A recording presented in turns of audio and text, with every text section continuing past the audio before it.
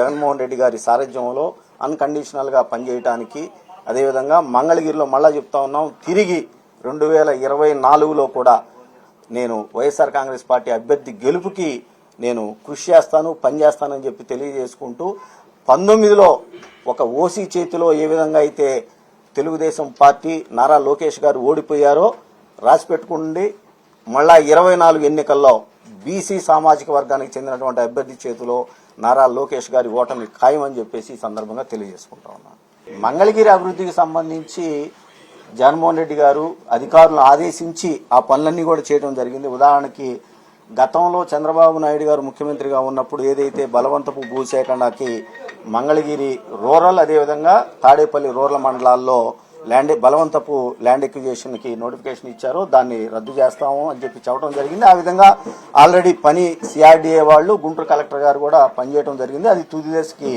చేరుకుంది. అదేవిధంగా మంగళగిరి డెవలప్మెంట్ కి సంబంధించి కూడా పూర్తి స్థాయిలో అంచనాలు అవి సిద్ధమైపోయి పనులు కూడా ఆల్రెడీ స్టార్ట్ చేశారు. కాబట్టి అది ఆ దిశగా ఇవాళ పనులు పూర్తి స్థాయిలో అయిపోవస్తాయి.